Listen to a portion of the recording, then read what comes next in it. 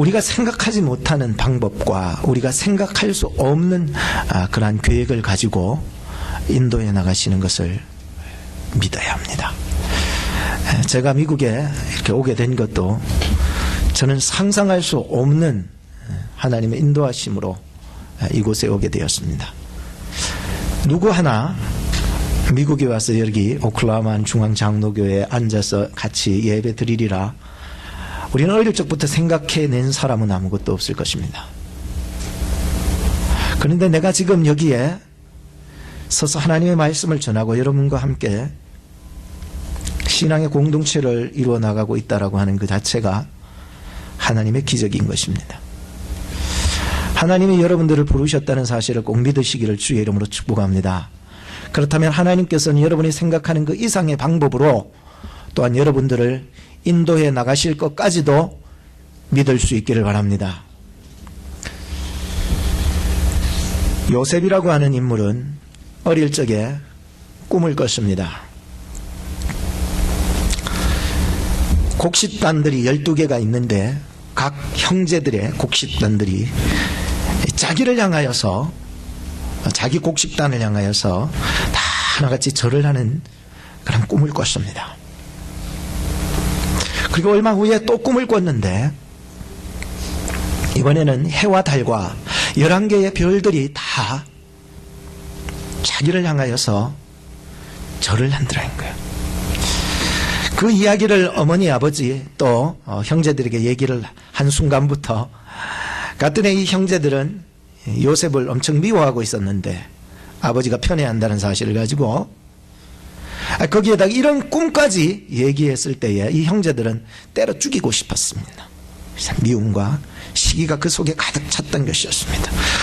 그런데 기회가 찾아온 것이었습니다. 어느 날 아버지가 이 요셉에게 형들에게 한번 갔다 오라고 그래가지고 형들이 양을 치고 있는 그 지역으로 가서 어떤가 싶어서 정탐을 하러 가게 되었습니다. 그때 마침 이 형들이 저기 자기의 동생인 요셉이 오고 있는 것을 보고 이런 말을 합니다.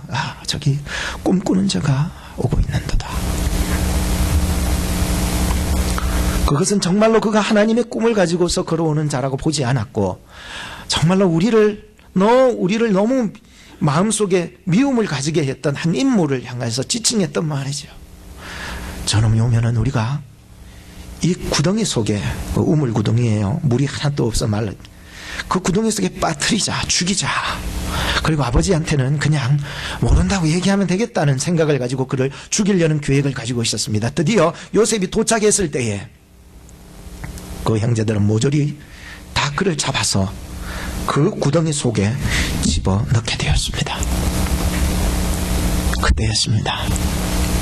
큰 형 루벤이 우리가 비록 이 동생을 이렇게 구덩이 속에 집어넣기는 했지만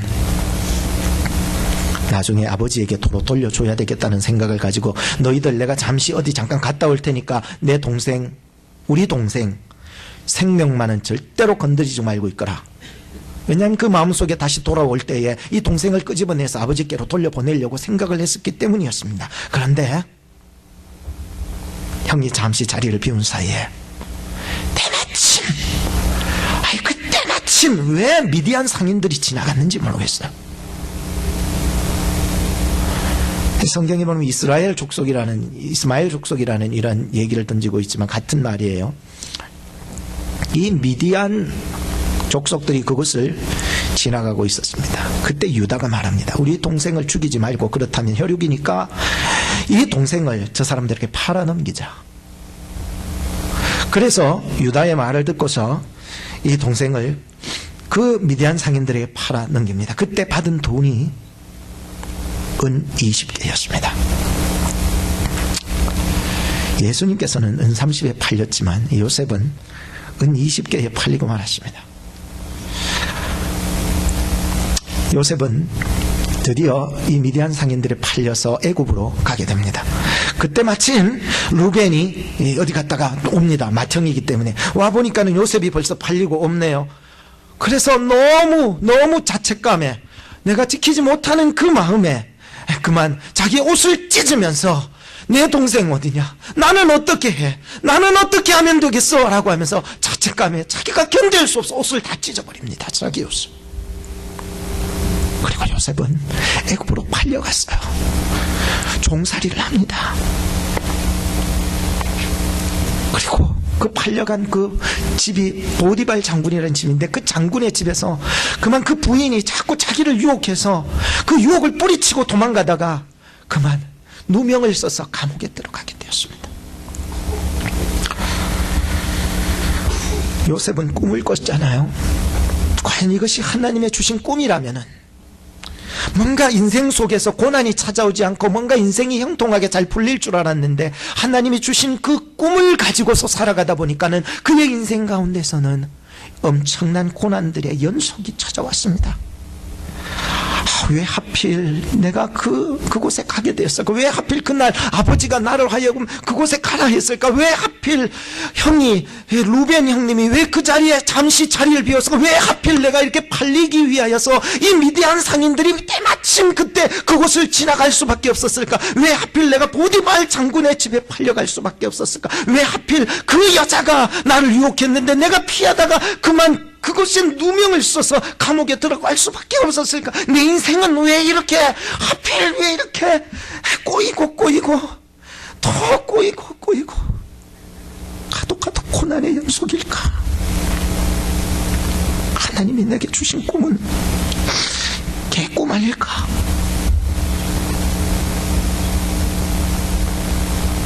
요셉은 하나님의 계획을 전혀 알 수 없었습니다. 그런데 그의 인생을 보면은 왜 하필 날 여기에까지 데리고 왔는지 불평하는 얘기는 하나도 없네요.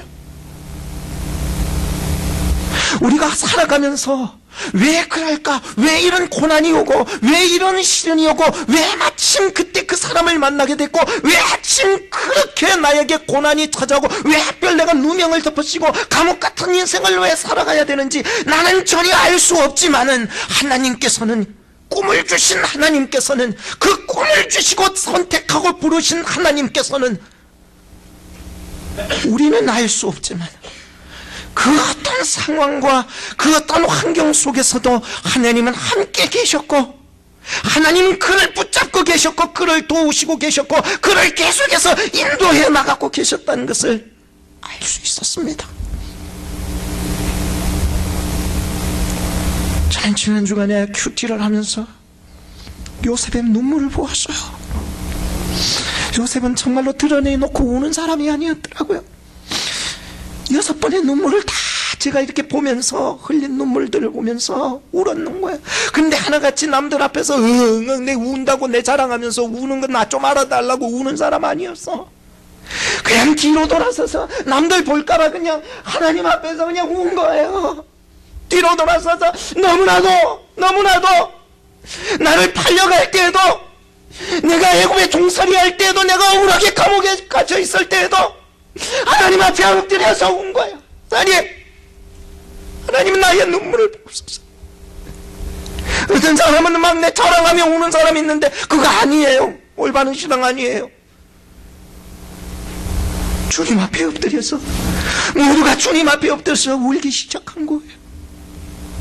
자기의 삶이 이렇게까지 정말로 회의감이 들고 내가 왜 이런 꼬라지로 살아가야 되는가 생각할 때마다 그는 드러내놓고 울지 않고 뒤로 돌아서서 울었는 거야. 요셉의 눈물을 보았어요, 여러분.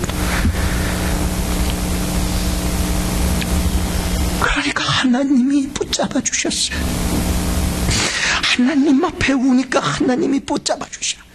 여러분은 사람 앞에 우는 것도 중요하지만 하나님 앞에 엎드려 울 수 있는 성도들이 되기를 주의 이름 축복합니다.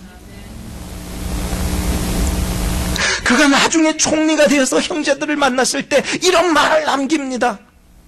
형님들이요, 나를 팔았다고 근심하거나 한탄하지 마세요. 하나님이 생명을 구원하시려고 나를 당신들 앞서 이곳에 보내신 것이에요. 그러니까 나를 이리로 보낸 것은 형님들이 아니라 누구라고요? 하나님이셨습니다. 자기 자기의 인생에 눈물 날 일들이 너무나 많았고 억울할 일들이 너무나 많았는데 돌아서서 보니까는 다 그 어려움 갖고 난들이 하나님의 인도라고 하면서 누구 탓하지 않고 환경 탓하지 않고 상황 탓하지 않고 오직 하나님께서 나와 함께 하심을 믿고 이 고난 속에서 이 감옥 속에서 이 애굽의 종살이 속에서도 하나님이 그와 함께 하셨다는 것을 믿고 나가니까 하나님이 그를 붙잡아서 인도해 나가시니까 그것이 형통이더라는 거야. 순간순간 우리에게도 어려운 순간들이 다가오지만 하나님과 동행했더니 하나님께서 요셉을 통해서 영광을 받으셨습니다. 내가 너의 고난을 안다. 내가 너의 눈물을 알고 내가 너의 괴로움을 안다. 그때마다 너가 나를 바라보며 울고 나에게 기도하며 나와 동행했으니 하나님께서 영광을 받으시고 하나님만 영광을 받으신 것이 아니라 하나님이 이 요셉을 또한 영광스럽게 해주셨다는 것이었어요.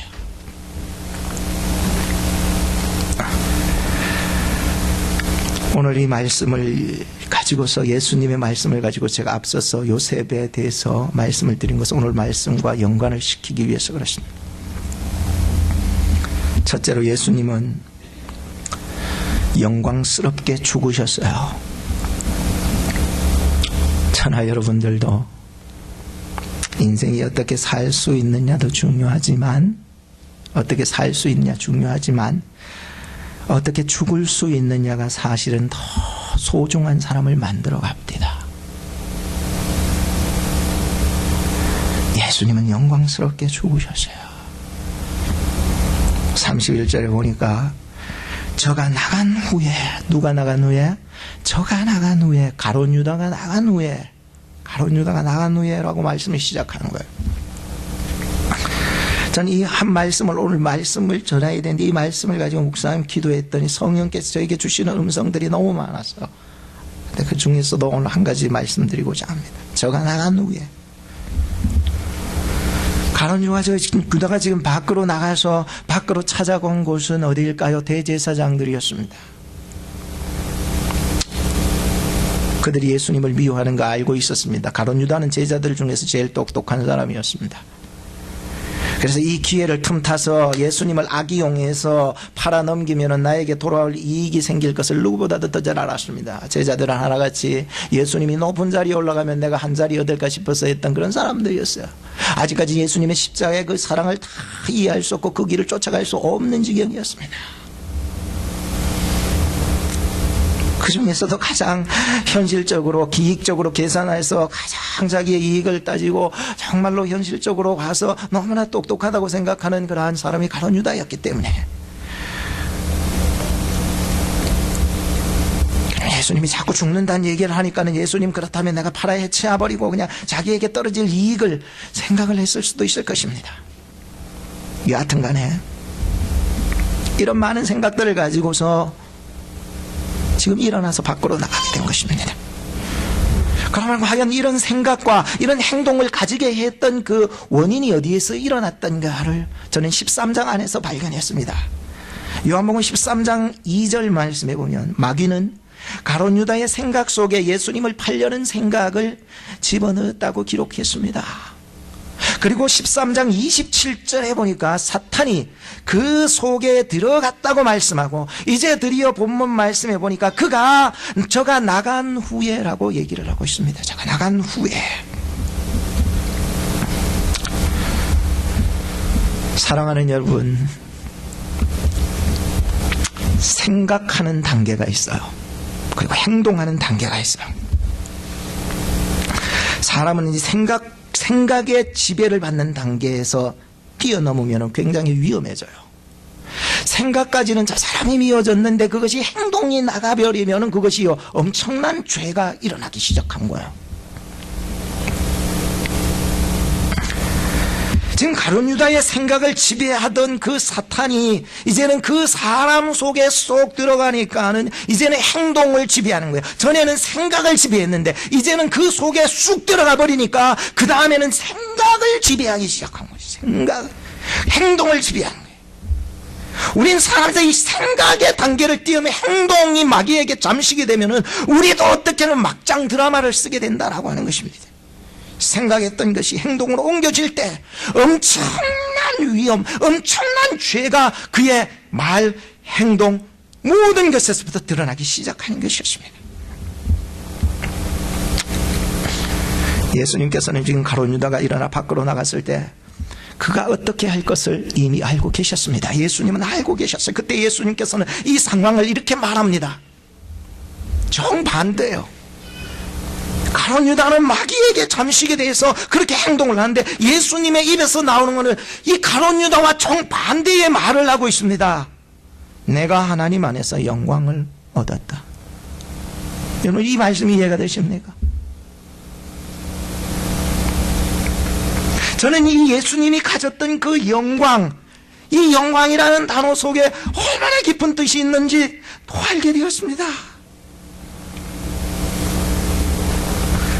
과연 내가 누구의 뜻을 따라 살고 누구의 뜻을 따라 죽을 수 있느냐에 따라서 그것이 어떤 사람에게는 영광이 되었고, 내가 십자가를 위해서, 주를 위해서, 하나님을 위해서 살아가는 사람들은 이것이 영광이 될 수 있지만, 내가 누구의 생각에 잠시게 되고 내가 누구의 행동을 따라서 누가 정말로 나를 인도하고 누구의 뜻을 따라서 내가 살고 내가 누구의 뜻을 따라서 죽느냐에 따라서 그게 저주가 될 수 있다는 거예요. 저는 이것을 보면서 정말 한 끗 차이다. 한 끗 차이다. 한 끗. 굉장히 깊이 알고 깊이 느껴지고 그런 게 아니라 아주 단순한 한 끗 차이다라고 하는 것을 알았어요. 그는 다름 아닌 제자였어요. 이방인도 아니고 불신자도 아니야.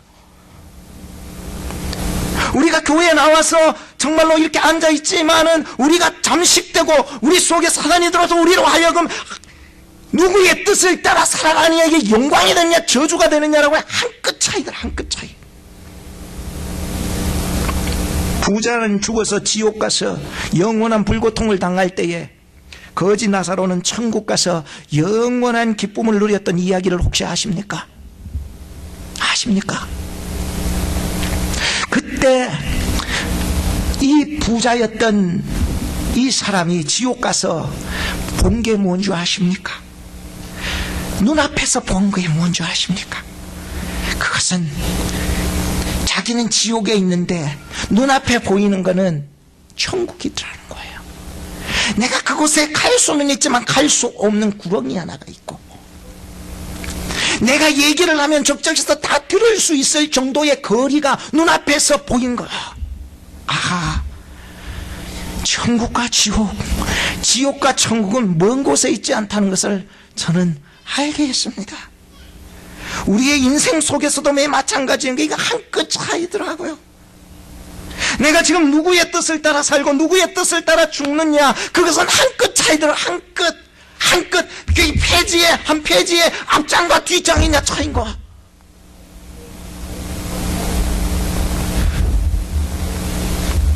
여러분, 달란트 비유 아시죠? 한 달란트, 두 달란트, 또 5달란트 받은 사람의 비유를 보게 되었어요. 근데 여기에서 우리의 주는 교훈은 뭐냐면은, 1개를 받았느냐, 2개를 받았느냐, 5개를 받았느냐, 그 물질적 양의 차이가 아니었다는 거예요. 잘 들으세요. 어떤 사람은 하나님, 내가 왜 이렇게 가난하게 찌질하게 삽니까? 어떤 사람은 어떻게 이렇게 부자로 삽니까? 어떤 사람은 난 중졸밖에 안 되는데요. 어떤 사람은 나는 박사학위를 받았는데요. 이런 차이로서 1달란트, 2달란트, 5달란트를 얘기하는 것이 아니었어요. 이 달란트 비유를 통하여서 우리가 생각하는 얼마만큼의 양을 가지고 얼마만큼의 부자로 살고 나는 어떻게 가난하게 사느냐, 이런 차이를 논하고 비교하면서 얘기하고자 하는 것이 달란트의 비유가 아니었다는 거예요. 내가 1달란트를 받아도, 혹은 2달란트를 받아도, 혹은 5달란트를 받아도, 내가 혹시 중졸 졸업이 있어, 내가 혹시 고졸 졸업이 있어, 나는 박사의 졸업이 있어, 그 차이를 떠나서 그건 아무 상관이 없어요. 내가 지금 누구의 뜻을 따라 살아가느냐라고 하는 문제가 걸려있기 때문이라는 거예요. 과연 내가 누구를 위해서 충성하느냐라고 하는 문제인 거예요. 그래서 주인이 돌아왔을 때 한 달란트 받은 사람은 자기의 생각으로 한 달란트를 묻어버렸지만은 다른 2달란트, 5달란트를 받았던 사람은 주인을 위하여서, 주인의 기쁨을 위하여서 살아갔더니 주인이 돌아왔을 때 한 말이 뭔 줄 아세요? 첫 마디가 잘하였도다. 여러분이나 저나 잘할 수 있는 성도들이 되기를 주의 이름으로 축복합니다. 잘하면은 영광인데 잘못하니까는 저주로 빠지는 거예요. 물론 이 잘한다라고 잘하지 못한다라고 하는 기준은 인간의 행위에 두는 것이 아닙니다. 이 잘한다는 것은 하나님께 기준을 두고 행한다라고 하는 것을 말씀해 주고 있기 때문이었습니다. 그래서 지금 가룟 유다는 마귀의 뜻을 따라 살았습니다. 그러나 예수님은 하나님의 뜻을 따라 살았습니다. 가룟 유다는 인생의 끝이 저주였지만 예수님은 인생이 영광이었던 것이었습니다. 오늘 저와 여러분들이 하나님의 영광을 위하여서 살 수 있는 저와 여러분이 되기를 바랍니다. 고린도전서 10장 31절에 보면 먹든지 마시든지 뭘 하든지 하나님의 영광을 위해서 하라. 우리가 사업을 하고 공부를 하고 목회를 하고 우리가 행하는 모든 일 할 때에도 과연 내가 하나님의 뜻을 따라 하고 있는지 고민해 봐야 합니다. 그래서 이런 고민 속에서 늘 우리가 살아나갈 때에 우리는 성장해 나갈 수가 있는 것입니다. 저는 민수기서 2장을 보면서 깜짝 놀랐습니다. 왜냐하면은 이스라엘 백성들이 이제 앞으로 전쟁을 해야 되는데 전쟁 때에 이 전쟁 배치도를 한번 보세요. 앞에 한번 보세요. 전쟁 배치도를 한번 보세요. 마치 우리가 이 땅 가운데 살아가면서 이루어 나가야 될 전쟁 배치도라는 거예요. 동쪽에 세 지파, 서쪽에 세 지파, 남쪽에 세 지파, 북쪽에 세 지파, 12지파들이 포진 게 딱 하고 중간에 하나님의 회막, 즉 성막이 그 안에 딱 버티고 있어서 레위인들이 나누어서 그곳에서 동서남북으로 또 있는 거야. 우리가 인생 가운데서 삶의 포지션이 동쪽이든 남쪽이든 서쪽이든 동쪽이든 상관없어요. 여러분들의 삶의 현장이 어느 방향에 있든지 간에 그 중심에는 항상 예배 중심이 되어 있어야 된다는 거예요. 그 중심에는 항상 하나님과 하나님의 말씀과 교회가, 이 예배가 나의 인생의 삶의 포지션이 내 인생 중간 안에 그것이 딱 버티고 있어야 된다는 것이었습니다. 그래야만이 우리가 하나님 앞에 영광 돌리는 전진을 해나갈 수 있는 것입니다. 둘째는 예수님은 끝까지 사랑하며 죽으셨습니다. 34절을 보세요. 새 계명을 너희에게 주나니 서로 사랑하라. 내가 너희를 사랑한 것 같이 너희도 서로 사랑하라. 이 말씀은 오늘날 그리스도인들에게 주신 표지, 즉 사인이에요. 예수님께서는 마지막으로 제자들에게 주신 사인이 하나 있어요. 그것은 바로 새 계명이라는 사인이에요. 내가 너희들에게 주는 마지막 선물이다. 여러분들이 어디 선물을 받으면 방치하지는 않잖아요. 그 선물을 가지고 정말 무슨 옷을 선물, 신발 선물 받았으면 그거 어디 창고에 넣지 않잖아요. 그 신발 신고 그 옷 입고 다니잖아요. 이 예수님께서 마지막으로 제자들에게 주신 선물이 바로 뭐냐? 새 계명이라. 새 계명. 그런데 구약 성경으로 잠깐만 한번 건너뛰어 보면은 하나님께서 구약 이스라엘 백성들에게 주신 계명이 있어요. 그 계명은 십계명이라고 그래요. 하나님이요 이스라엘 백성 사랑해서 사랑의 표식으로 두 돌판에다가 직접 새겨주신 사랑의 돌판이었어요. 선물이었어요. 이 선물을 이스라엘 백성들에게 주신 거예요.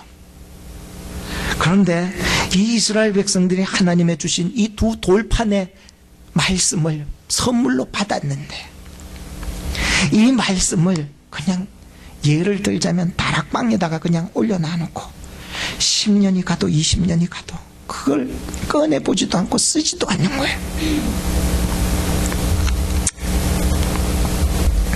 어떡할까요? 그리고는 우상을 섬기고 자기를 사랑하며 살아가는 거예요. 그러다가 종종 어려움이 오면 한 번씩 가서 그 선물을 꺼내보면서 아, 옛날에 하나님이 이렇게 내 사랑하셨구나 하면서 도로 그것을 집어가지고 도로 창고에다가 다락방에다가 던져 넣어보는 거예요. 한 번씩 어쩔다가 한 번씩 끄집어내 보는 거예요. 하나님이 얼마나 우리를 사랑하고 계시는지 그 십계명의 10가지의 계명 속에 들으니 하나님의 사랑, 십계명의 정신 이런 걸 다 잃어버리고 하나님이 너희를 얼마나 사랑하고 계시는지 적어져 있는 그 선물을 갖다가 그냥 창고에다가 방치해 두면서 살아가는 거예요. 나중에는 어디 있는지도 모르는 거예요.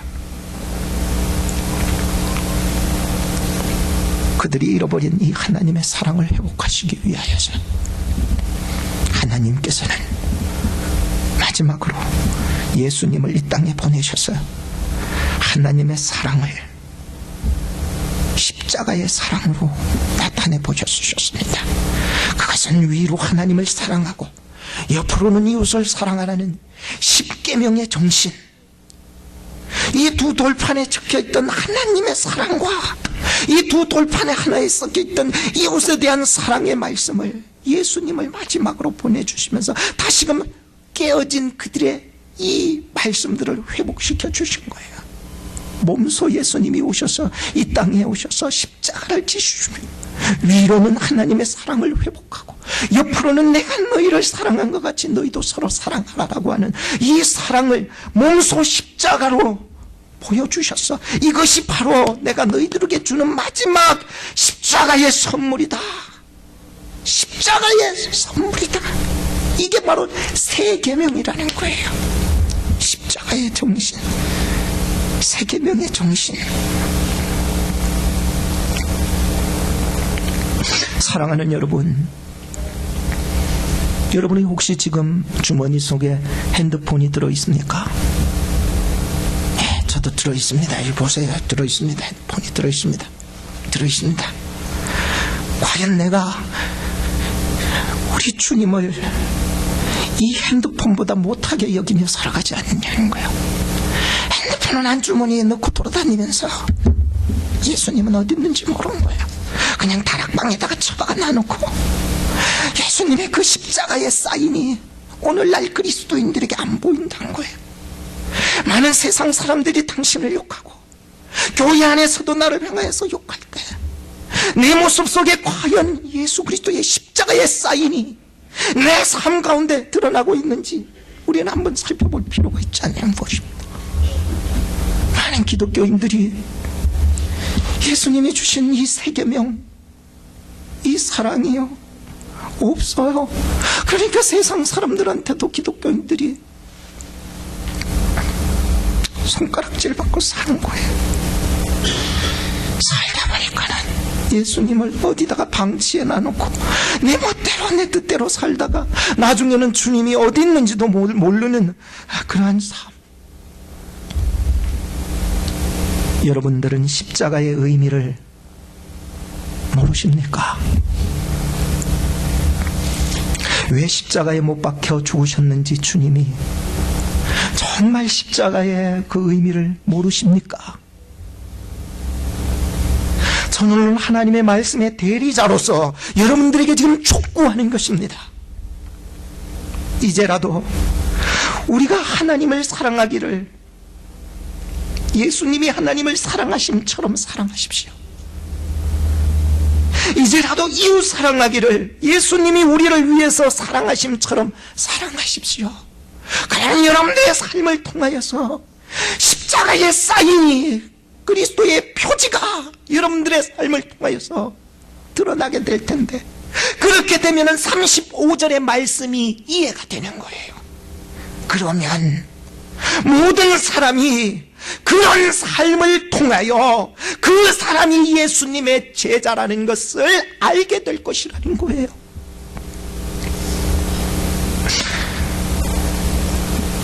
한 가지만 얘기를 더 합시다. 어떤 돈 많은 사람이 있었어요. 돈 많아요. 그리고 어떤 지식도 많은 사람이 있었어요. 그리고 어떻게 종교심도 엄청 열심히 있었어요. 그리고 젊은 패기를 가지고 열정으로 살아가는 한 청년이 있었어요. 이 사람에게는 모든 것이 다 갖추어졌어요.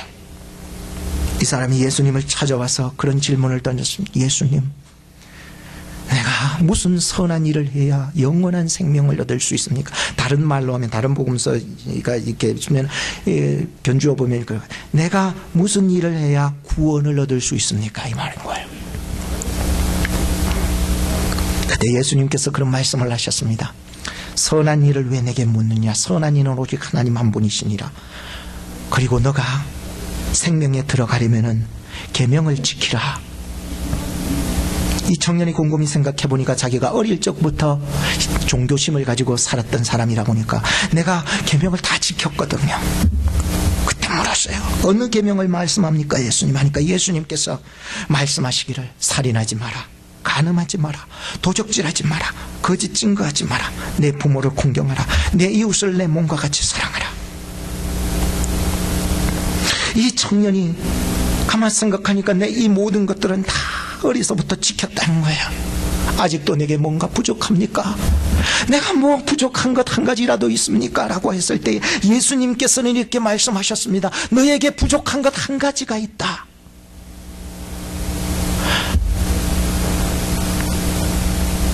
너의 가진 것을 가난한 자들에게 다 나눠주고 그리고 나를 쫓아와라.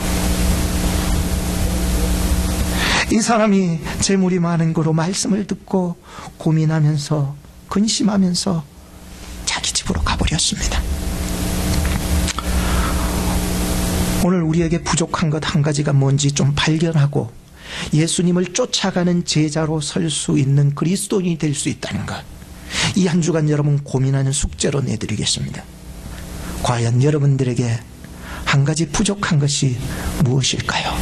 그리고 이 목사가 주님 앞에 섰을 때에 주님을 쫓아가는 데 있어서 쫓아가지 못하는 게 하는 그 한 가지 부족한 게 뭘까 생각할 수 있는 한 주가 되었으면 좋겠어요.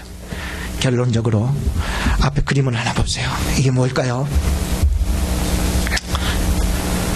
이 액자는 용인에 가면은 한국 기독교 순교자 기념관에 가면은 있는 액자예요.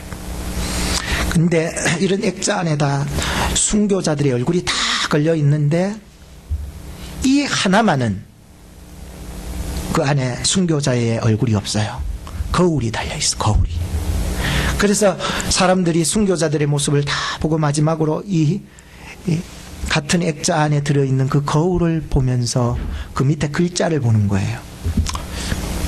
옆에는 다 그림이 있는데 왜 여기는 그림이 없어? 왜 내 얼굴밖에 없어? 생각하는데 그 밑에 글자가 있어요.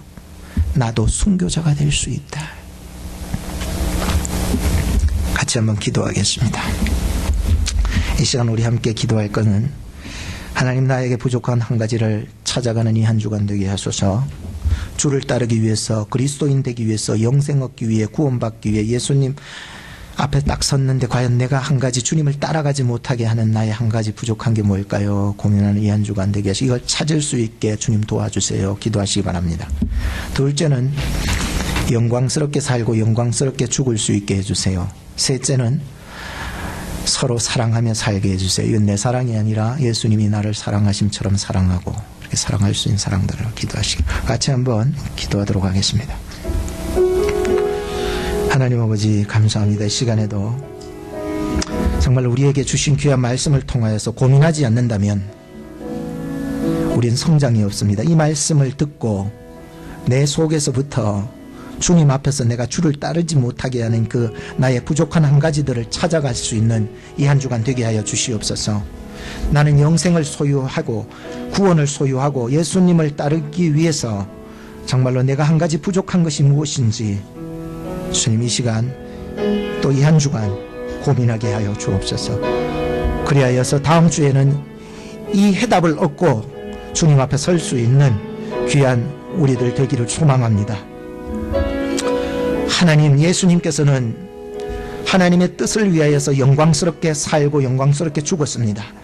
하나님 앞에서 나도 이와 같은 하나님의 사랑에 매일 수 있게 하여 주시옵소서. 하나님 도와주시옵소서. 내가 이웃을 사랑하고 있는지 다시 한번 살펴보게 하시고, 이것이 인간적인 사랑이었다면 다시 한번 거듭나게 하사 십자가 안에서 십자가의 정신을 회복하게 하사 하나님이 우리를 사랑하고 하나님께서 우리를 얼마나 사랑하고 계시는지를 나 또한 그 사랑을 가지고 접근해 나갈 수 있도록 도와주시옵소서. 오늘도 우리의 가슴 속에 십자가의 그 사인을 붙잡고 우리에게 주신 이러한 아버지 하나님 인생의 과제들을 해결하고 풀어나갈 수 있는 지혜자들이 될 수 있도록 인도해 주시옵소서. 예수님의 이름으로 기도하옵나이다. 아멘.